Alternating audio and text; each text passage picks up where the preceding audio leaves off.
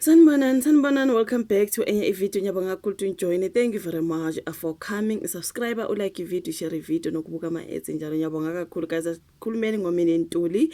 Mhlambe sothinta umini Ntuli kune video mhlambe sibe sikhulume ke ngobaba ke uSibiya on mhlambe I video ukuze ingabindi kakhulu. I'll just touch on uSibiya kancane ngibone kunodaba lokuthi naye usiye wamiswa emsebenzini. Lana ke kamini Ntuli bakhuluma ukuthi siyandisa isibalo sabantu abasayina le petition bafethu incwadi yokungena ngomini Ntuli bayisayina abantu. I've seen ukuthi ka Sunday World but over 55,000 people have signed that particular petition ukuthi umini Ntuli asuswe lapha na the Real Houses of Durban emva kokuthi ahlukumeze uLondi London laphana during the show waze wangafiki na ku reunion ngobe wazi amacala wakhe amaphutha wakhe into ekanjalo. That's what I would think. So bathi ke bona laphana ephepheni ke phezulu kokuba umsakazo weGagas FM umini Ntuli esehlaba ikhefu emsebenzini wasizwela ukuthi uthe uzoma kancane, you know what I mean. Kodwa siya ngokwanda isibalo ke sabasayina ke uhlu I-petition lokuthi ke kumele akhishwe emsakazweni na kwi-television ngenxa yokuba ke ibhoxolo kuLondi London ohlelweni The Real Housewives of Durban ngolesihlanu ohlelweni lokubuyekeza ke isizini yeRoad kuvele kokuqala ivideo lapho umini noLondi London bekhuluma khona bobabili ngokungaboni kwabo ke ngaso linye. Umini uSolulondi ngokungakhulumi kahle nangabazali bakhe kugcine kuphakama imimoya laphana ke wasukuma wahlokoloza kabili ngomuntu uLondi ebusweni. Ngaleso sikhathi uLondi ebezisongela izandla nje emamathekelo ke mbuzo ukuthi wenzani, you know, if uyibonile iclip uLondi uzidlalela igoqa izandla uyembuza ukuthi wenzani loke emhlokoloza la ngase siphaqeni. So umini kube segcizelela ukuthi uLondi onyaxolisa abafethu umini bese gcizelela ke ukuthi uLondi usebenza elele ngomhlane nokungenye yezinto ezashiya abantu bemgxeka. What you work on your back, I work on my feet. I'm like, girl, what are you talking about? Kusukela kuvele lokho abantu bakhombise kungenami ngokuziphatha kwakho mina ongena ke no Felix Hlophe lapha nohlelweni lasekuseni phakathi nesonto ngomgqibelo ukhipha istatement waveza ukuthi uthe yena usezothatha ikhefu kancane. So lesi sigaba singenze ngabona umphumela wokuziphatha kabi ngomini loyo ebhala lapha ku statement sakhe uthi ngiphoxa umndeni wami abangane engisebenza nabo okubalekile abalaleli abathembekile abavula uhlelo lwami zonke izinsuku. Umini lapha neseyisola bafethu njengamanje indawo yakhe emsakazweni ibanjwe ungule wakambatha kuze kupheleke isonto. Ngempela sonto ipetition ibisayina abantu abalinganisela ku 10,000 kodwa izolo emini bese bengaphezulu ka 54,000. Ngikhuluma nje bangaphezulu ka 55,000. Athina njengabantu abaseningizimu Afrika sifuna umini Ntuli akhishwe emsakazweni na kwi-television ngenxa yezinsolo zobubhoxolo ezibheke kuLondi London. Le petition akuyona eyokuhlasela umuntu kodwa ngeke abantu abasemehlweni omphakathi bachaze ngezenzo zabo. Umbhalo uhamba nale petition laphana kwi-change.org ize ke kunabasayina le petition kodwa kunabangafuni ukuthi umini akhonjwe indlela emsebenzini.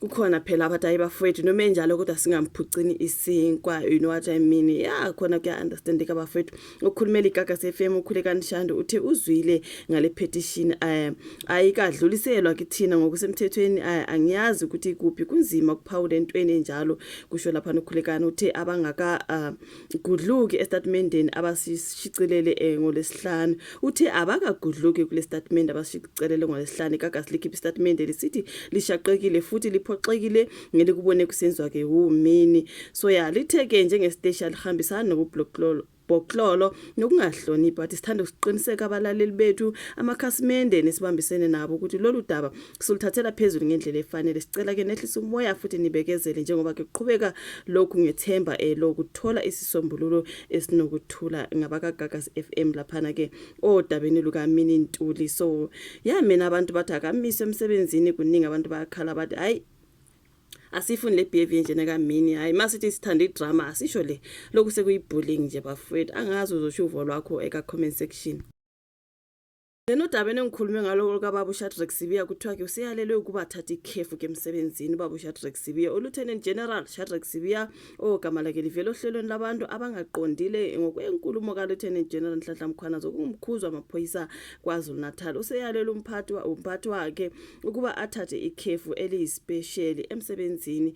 So kubika ukuthi ke lo myalelo uqhamukeke kuCommissioner wamaphoyisa kaZwelonke kuba bafani Masimula oGBP lakhe uTibelo Musikili ukuba acele uSibiya ukuthi aphumele ngasekhaya athathe ikhefu aphumulele ngasekhaya sorry athathe ikhefu njengoba ke kuqhubeka uphenyo ngezinsolo zika Commissioner wamapholisa kwaZulu Natal baba Nhlanhla Mkhwanazi usibiya usamukela isinqumo sokuthi ke anikwe ikhefu kuze kube ukuphothula ke uphenyo siyazi ukuthi ke upresident uye wathi ukumisa uminister wamaphoyisa baba uSenzo Mchunu emva kolokhu ke sekumiswa ke ubaba Shadrack Sibiya kwakuthiwa ke yena ubethatha ke ama instructions from uminister ukuthi akungasetshenzwa ngendlela efanele ngendlela esezwa ngakhona yikho bengithi ngizokuthinta ukababa Shadrack Sibiya sizwile ukuthi naye usethe ukumiswa lapha emsebenzini ziyabuya abafethu sibona abantu lapha beteleka bebusy bethi hands off General Nhlanhla Mkhwanazi ngobe kunenzolo zokuthi ngathi ke uyethuselwa uthola ke ebafowethu ama threats impilo yakhe sisengcupheni into ekanjalo sokuthiwa ke sokuqiniswe zokuphepha lapha emzini wakhe kumndeni wakhe empilweni yakhe ke manje abantu bathi hands off Mkhwanazi nake namthinta nizobona another July unrest kunzima bafowethu ngendlela esibona ngakhona manje ubaba uSibiya ke naye usethe kumiswa emsebenzini bongebe no ukade uminister wamaphoyisa ubaba uSenzo Mchunu bamile singazi ukuthi okulandelayo kuphi sibona lesisiteleka nje sikhona sithi hands off Mkhwanazi do not touch him bayateleka abantu bathi ningalinge nimthinte so kunzima ke bafowethu emvani kokuthi ke akhipha izindaba zokuthi kuningi okungenziwa ngokomthetho when it comes to ke indaba zamaphoyisa hayi angazi ishuvo la ka comment section ulike video subscribe share bese siyabonana kwezayo bye.